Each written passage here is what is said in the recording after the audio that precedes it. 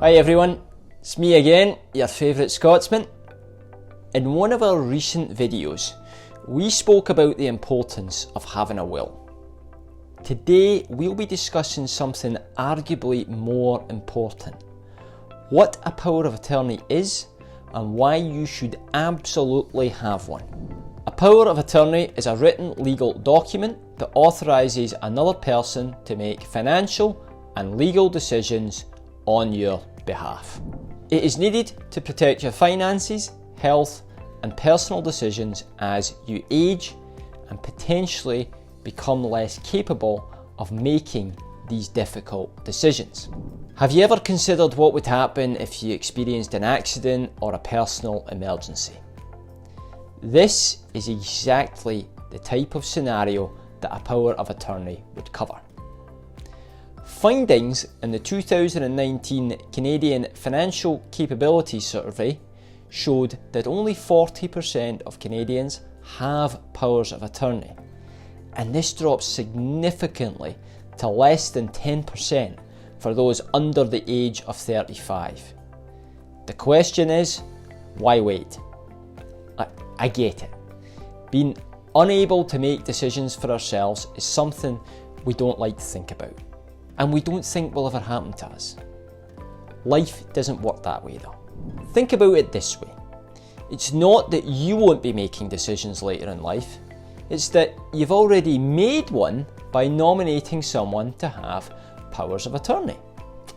Ultimately, it's a safety net that you may never need to use, and quite frankly, hopefully you never need to use it. An attorney will make decisions, that you've already outlined in your documents, again, making them your choices, about your property, finances, personal life, and medical care if, in the event of an emergency, you're unable to do so yourself. Every adult should have power of attorney documents as a contingency plan to cover these important parts of their lives. Without a power of attorney, a family member would likely need to apply to become your court-appointed guardian. In most cases, the process for making decisions on your behalf in the event you become incapable of doing so yourself involves unnecessary delays during an already pretty critical time. Think of this from your family's perspective, if nothing else. Something fairly traumatic and stressful is likely to have happened when it gets to the point where a POA needs to be invoked. Do you really want to give them the added stress of going through the courts just to make basic decisions for you? On top of that, without a POA, you are also unable to formalise your wishes for life support and other healthcare treatment. Additionally, if you become incapable of making your own decisions by either physical health or not being of sound mind, you will be unable to formalise your wishes for life support and other similar palliative treatments. Okay, I hear you. You get it. Now cut to the chase. What do you need to do? There are two main powers of attorney, and you should have both. The first is a power of attorney for personal care.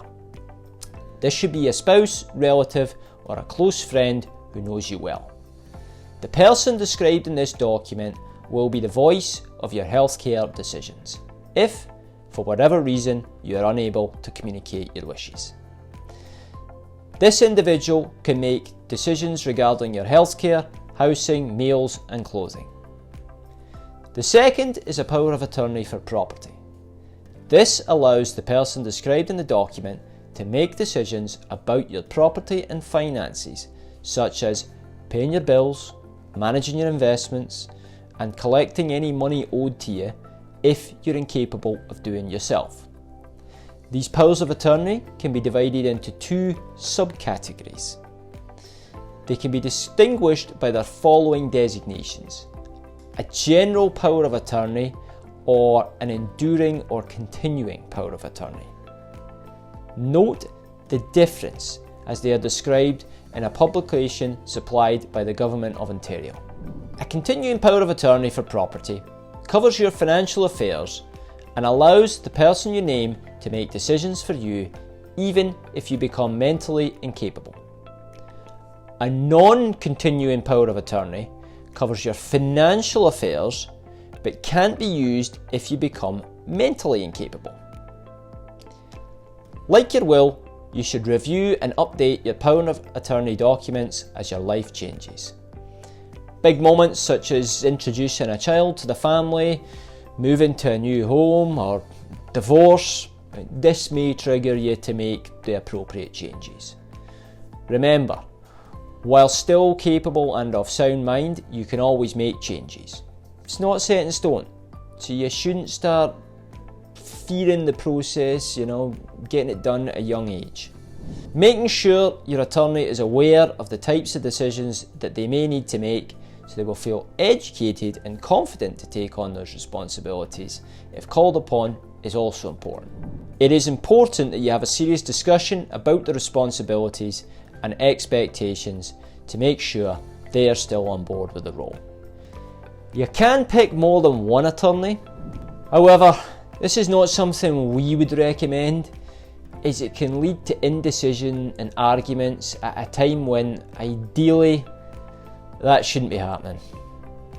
You can, and we would recommend that you do, have backups for each role should your first choice be unable or unwilling to act on your behalf. You can either have the same person appointed for both personal care and property, or if you wish, you can select two different individuals. That's it for today, folks. If you don't have a power of attorney, I hope you will now give some thought to putting one in place. If not for yourself, then for your loved ones. The best places to start the process is usually through a lawyer and isn't as much as a headache as you might think. In the end, it's intended to save you and your family from headaches in the future if push comes to shove. If you have any questions, please don't hesitate to drop a comment in the section below. Also, if you know somebody who does not have a power of attorney and you enjoyed the content today, go ahead and send them a link to this video. We need to get the message out to as many Canadians as possible. Have a great day.